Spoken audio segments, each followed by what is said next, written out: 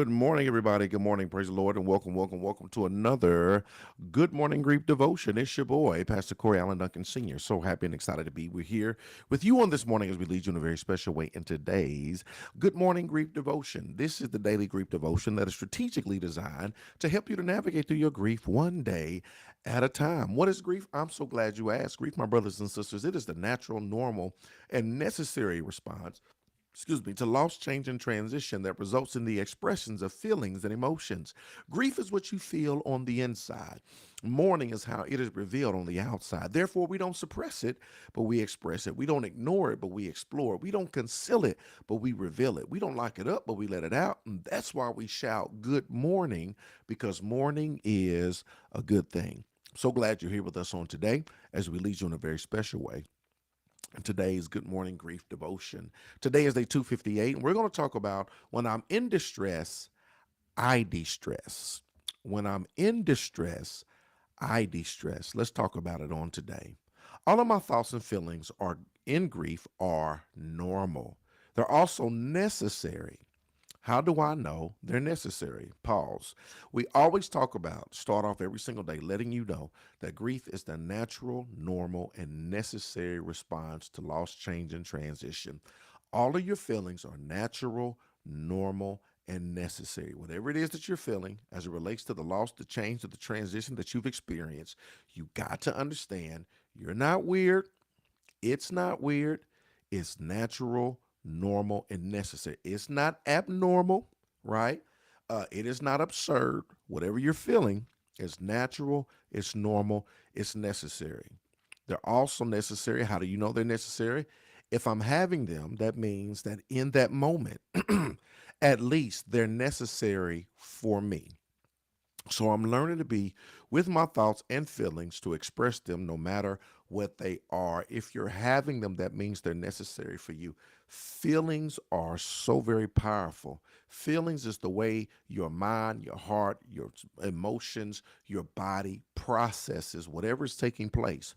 So that's why we always say give yourself permission to feel. Give yourself permission to feel. It is the way we process, right? It is the way you process information, you process events, you're processing the loss, the change, and the transition. Give yourself permission to feel, whether it's anger, whether it's depression, whether it's excitement, whether it's joy, whether it's happiness, whether it's compassion, whether it's guilt, whether whatever it is. You don't suppress it, you express it, you give yourself permission to feel. That's how you process, that's how you navigate on this grief journey. The problem is we get stuck when we suppress instead of express. We get stuck when we don't give ourselves that permission to feel what's natural, what's normal, and what's necessary. So we give ourselves permission to feel thoughts and feelings, to express them no matter what they are. I'm learning to be with my thoughts and feelings. One of the most powerful things you can do is learn to be with your thoughts and feelings. I love solitude. I love spending time by myself, right?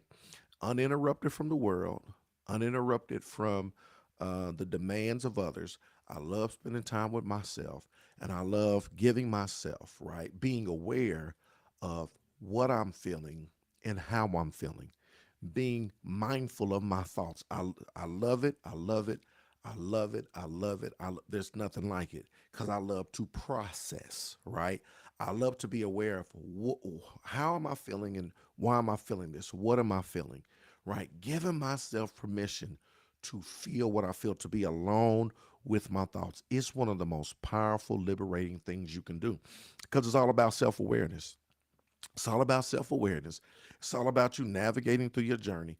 And in order to do that, right, you have to give yourself permission to feel, right?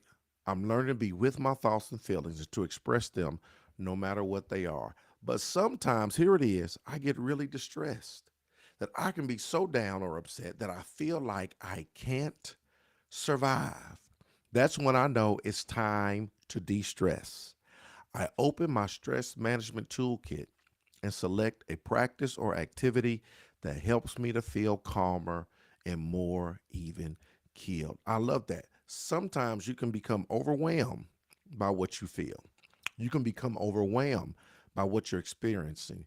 And so when you're in distress, you start to de stress. How do you do that? You open up your toolkit, right? My stress management toolkit. You select a practice, you select an activity, something that helps you feel calmer and more even keeled. What is that, right? Whatever that may be, whatever that practice is, whatever that activity is, whatever. Now, remind you, it needs to be a healthy coping mechanism. It needs to be some type of something that is more instrumental than detrimental. But when you open up that toolkit and you allow it to de-stress you, for some people it's working out, for some people it's going for a walk, for some people it might be reading a book, for some people it might be going for a drive, some people it may be golfing, for some people it may be gardening, for some people it may be cooking, getting in the kitchen, whatever that is, right? Whatever that is, you want to put it into practice. When you get to the point to where you de-stress, right, you want to put that in to practice, whatever, as long as it's healthy, as long as it's beneficial, as long as it's instrumental, as long as it's not going to compound the problem, you put it in to practice, right? For me, I love cooking. I love getting in the kitchen and from scratch. I made a video talking about people that cook from scratch. That's me. I love it, right? Get the music playing. I get to creating, right? For me, it's going for walks, right? I love it. I do my walks in the morning, do my walks in the evening. Absolutely love it. You got to find out, what is that activity? What is that thing for you that helps you to de stress, that can calm you down and put you at even keel, right? Befriending and mourning my grief authentically don't mean living in a constant state of distress. Instead, they mean encountering my grief in doses, taking extra care or seeking extra help when I'm distressed, and giving myself lots of pampering and respite in between. This is the thing about the grief journey. It's kind of like the hokey pokey, right? You put your right foot in, you put your right foot out, you put your right foot in, and you shake it all about. You do the hokey pokey and you turn yourself around. That's what it's all about. Somebody need to remake that song. The grief journey is something like that, right? Because you go in, you go out. It's not a thing to where you dive in we're just dealing with it. Nah, you dive in, let me deal with myself, let me feel, let me thought, let me do all of this. Sometimes it can become overwhelming. Let's take a break, right? And I'm going to revisit this opportunity again.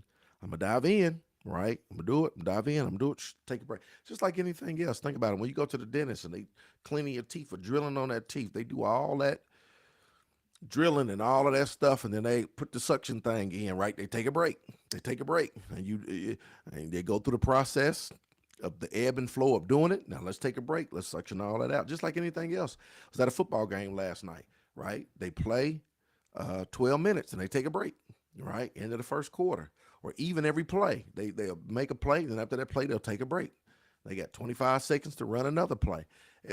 The rhythm is built into everything in life, right? People go to school. You go to school for 6, 7, 8 hours. Then what? They let you out. You take a break. We're going to dive back in education tomorrow, but you take a break. And you come back tomorrow for a few more hours. And at the end of the day, we take a break. Yeah, grief is the same way, right? It's in and out. Let me dive in. Let me deal with this. Let me see somebody. Let me talk to somebody. Let me befriend my grief. Let me be aware of my thoughts and my feelings. Let me do all this. Oh, I'm tired. Let me take a break. Schedule another point. I'm gonna come back. We're gonna dive in. We're gonna deal with it. I'm gonna take a break, right? School, you do it to the point to where you graduate, right? You've reached the academic level to where you graduate. Grief is the same way, right? When you befriend your grief and you're constant and consistent with mourning and navigating through the process, you get to the point, right, to where you got so much progress on your journey, right? So much progress on your journey that you find out that you have made significant strides in navigating through the grief journey. Here it is. Here's the final thought. I give attention to my distress by practicing good self-care. I give attention to my distress by practicing good self-care. One of the best things you can do when it comes to grief is self-care. Practicing good self-care. Befriend your grief. Be authentic in how you navigate through this process. Dive in, dive out, practice good self care, de stress management, um, and then go right back to it, right? This is how you navigate through the process. Please know I'm praying for you as you navigate through this journey. And remember that small steps lead to great distances. And if you just continue to stay the course, you will get there. Today, my brothers and sisters, is day 258. I'm so glad we got that straight. When I'm in distress, I will distress.